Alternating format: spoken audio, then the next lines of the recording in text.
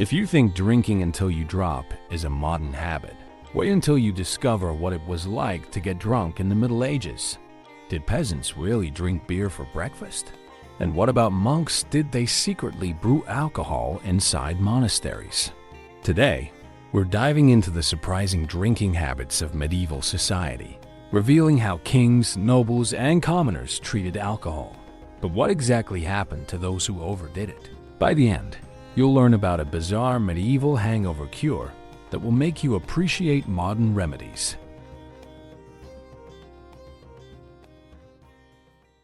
Imagine starting your day with a light beer for breakfast and ending the night at a tavern with friends, toasting to a successful deal. Drinking was present in every aspect of daily life, from waking up to the most extravagant celebrations. But why did people drink so much? The answer lies in safety. Drinking water was risky due to contamination and diseases. Fermented drinks like light ales or ciders were cleaner and considered healthier, especially in urban centers. Drinking beer during work wasn't just acceptable, it was often encouraged, as it provided extra energy and the calories needed for long working hours. At social events, alcohol played an even greater role. It was the drink that built trust among business partners, strengthened friendships, and marked important occasions like weddings or childbirths. In practice, drinking was almost as essential as eating or breathing, just as natural and necessary as daily bread. But with so much alcohol available, what were the limits? Did anyone worry about excessive drinking and its consequences? We'll uncover surprising details throughout this video. Ale and inns drinking at home was common, but specialized places soon emerged to cater to those seeking something better than homemade ale. Initially small and simple, inns quickly gained fame and began offering more than just drinks. Good food, cozy rooms, and security for travelers. These inns became essential stops along trade routes, attracting wealthy clients, successful merchants, and even nobles, drawn to both the quality of the drinks and the refined atmosphere. The location of an inn could determine a merchant's success. The busier the road or street, the more prestigious the establishment became. The best inns served special drinks, imported varieties, or rare ingredients, creating a competitive and profitable market. It was common for these establishments to serve full meals, offer comfortable rooms for rest, and guarantee safety for wealthy travelers. Entire families dedicated themselves to brewing ale for these establishments, developing unique techniques and secret recipes to attract a loyal clientele. Innkeepers often became influential figures in town, sometimes even playing a role in important local decisions. What started as simple resting places for travelers transformed into vibrant social and commercial centers. But were these inns always safe? Not necessarily. Profitable businesses attracted thieves and opportunists, often causing huge losses for careless customers. Drinking and business inns were not just places to relax or enjoy fine drinks.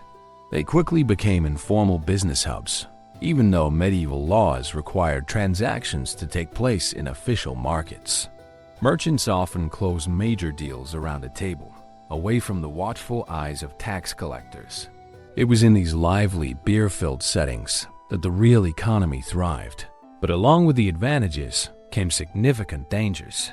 The combination of alcohol, cash, and secret negotiations created the perfect setting for theft and betrayal. A recorded case from 1390 illustrates this risk. John P.R. lost a fortune of 200 shillings in a single robbery while sleeping in an inn. This was equivalent to a year's salary for many workers, showing how dangerous it was to carry money or valuable goods in such places. The situation became even riskier because many deals were made under the influence of alcohol, leading merchants to impulsive negotiations and poor decisions. Some historical records even document frequent legal disputes over agreements made during drunken business meetings, reinforcing the unpredictable nature of these gatherings. Despite this, business flourished so much that these risks were seen as just another part of commercial life. But if inns attracted wealthy merchants, where could common people drink safely? That place existed, and it was far more chaotic than you might imagine. Taverns were the beating heart of medieval cities. Vibrant places where common people gathered not only to drink but also to socialize, vent frustrations, and even discuss politics discreetly. Often loud and chaotic, they were open to men, and despite some social restrictions, also welcomed lower-class women. The most popular drink was ale, but cheaper alternatives like rough cider and mead were also widely consumed in large quantities. These places were so central to daily life that they even played a role in historical conflicts. In London, in 1355, a tavern dispute escalated into the infamous St. Scholastica's Day Massacre, a violent confrontation between university students and local residents. The riot was so severe that it resulted in multiple deaths and forced authorities to impose strict tavern regulations for decades. Aside from ale, the poorer population drank cheaper alternatives made from apples or local fruits, producing strong, rustic beverages. Excessive drinking was common, leading to everything from minor accidents to violent conflicts that required authorities to intervene. But despite these issues, taverns remained packed, as they were the primary places for social interaction and entertainment. However, not everyone drank just for fun. Many people drank because alcohol was actually part of their wages. Alcohol as payment, receiving part of one's wages in alcohol, might sound strange today, but in the Middle Ages, it was a completely normal practice for rural workers and craftsmen. With money scarce and coins not always available, employers often paid part of salaries in ale, which was not only safe to drink but also rich in calories, helping to supplement poor diets. Agricultural workers could drink multiple times a day as part of their compensation, sometimes receiving more than 4 liters daily. Historical records, such as documents from 13th century English farms, revealed that workers were officially paid in food and strong beer. This was not considered exploitation. It was an essential part of their working conditions. During grain harvests, laborers drank harvest ale, a stronger beer brewed specifically to provide extra energy. Additionally, paying wages in alcohol simplified economic logistics, as many feudal lords brewed their own ale on their estates. This practice had direct consequences on health. Constant drinking led to high rates of alcoholism and workplace accidents, especially in dangerous jobs like mining or construction. However, due to the harsh living conditions of the time, few worried about these risks. But if alcohol was a necessity for the poor, how did the wealthy enjoy their drinks? Taverns for the rich. For the wealthy, drinking was a completely different experience. Unlike noisy inns and rowdy alehouses, elite taverns offered luxury, comfort, and most importantly, imported wine. One of the most famous was the Galley, located on London's Lombard Street. Renowned for its exclusive selection of French and Italian wines, carefully stored in vast underground cellars. Drinking wine was a clear status symbol, as most of the population could not even dream of affording expensive imports from France, Spain, or Italy. Historical records from 14th century London show that top taverns stored hundreds of barrels of wine in underground cellars, proudly displaying their collections as a mark of prestige and sophistication.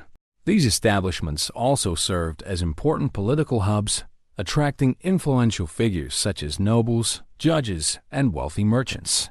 The Galley, for example, became famous for hosting key London politicians in the 1300s, where informal decisions were made over fine wine and lavish meals. While the elite indulged in these exclusive venues, what about the rest of the population, especially the hard-working sailors and laborers? Alehouses for commoners. While the rich frequented sophisticated taverns, common people had their own drinking spots, the alehouses. These places were usually small, dark, and crowded, lit only by candles or a central fireplace. They were filled with laborers, sailors, and wanderers shouting, gambling, singing, or brawling after a few rounds of drinks. The atmosphere was often so loud and chaotic that local authorities were frequently called in to control excessive behavior. Besides ale, which was cheap and accessible, many customers consumed even cheaper and stronger drinks, such as fermented cider or diluted mead. These beverages were often harsh and highly intoxicating, perfect for a quick escape after a hard day's work. Alehouses also served an important social role. They were spaces where workers could relax, share stories, complain about their bosses, and discuss daily struggles. Historical records mention frequent conflicts involving drunk sailors in port cities, highlighting the infamous reputation of these establishments. In Southampton, around 1425, local authorities had to impose strict rules to control the constant fights that erupted after nightfall, illustrating just how rowdy and unpredictable these places could be. However, drinking was not limited to leisure. Alcohol was also central to religious and community celebrations. Drinking for events beyond leisure, alcohol played a crucial role in medieval celebrations, especially during religious and community festivals. Seasonal events, such as the harvest, were marked by large communal gatherings where alcohol flowed freely. During these times, even churches and their surroundings became popular drinking spots, creating a lively and festive atmosphere. Although the church officially tried to discourage excessive drinking, in reality, clergy members not only tolerated it but often participated actively. The reason was simple. Drinking was seen as a way to unite the community, break social barriers, and strengthen relationships among neighbors. At these events, stronger drinks like spiced wines and special festival ales were consumed in large quantities, boosting the spirit of unity and celebration. Despite formal prohibitions, it was common to see priests drinking with their parishioners. In some cases, they even organized celebrations themselves, discreetly accepting heavy drinking as a natural and socially beneficial practice. These festivities provided a temporary escape from the hardships of daily life, offering a rare moment of social equality where rich and poor could drink together. But beyond these grand festivals, alcohol accompanied people through every stage of life, from birth to death. Practically every major life event in the Middle Ages involved alcohol. Right after a child was born, family and friends gathered around a special drink called Mother's Coddle, a warm mixture of ale, sweet wine, and spices meant to help the mother recover from childbirth. For the other guests, toast with beer or wine celebrated the newborn's arrival. At weddings, the tradition of bride ale was common. The newlyweds brewed or purchased large quantities of beer to serve their guests for several days of celebration. The success of the wedding feast was judged by the quantity and quality of the drinks served. If the beer ran out too soon, it was considered a bad omen for the couple's future. Even at funerals, alcohol was a central element. Mourners would drink large amounts of strong ale or hot spiced wine, both to honor the deceased and to comfort the living. Drinking together helped alleviate grief and strengthen bonds between family and friends, transforming mourning into a moment of community unity. From celebrating birth to honoring the dead, alcohol accompanied every phase of life, proving that drinking was not just entertainment, it was deeply ingrained in medieval culture. But with so much drinking, there were bound to be serious risks. Although drinking was an everyday activity, excessive consumption could have severe and unexpected consequences. A relaxed gathering could easily turn into a tragedy, especially in cramped, dimly lit environments like taverns and alehouses. Domestic accidents related to drunkenness were common. Sharp knives caused serious injuries, and forgotten candles often led to deadly fires overnight. In cities, drunken individuals were easy targets for thieves, and public intoxication could lead to arrests or violent encounters. Medieval authorities recognized the dangers of excessive drinking, but they struggled to control it due to alcohol's central role in society. Legal records document numerous cases of violent disputes sparked by drunken arguments.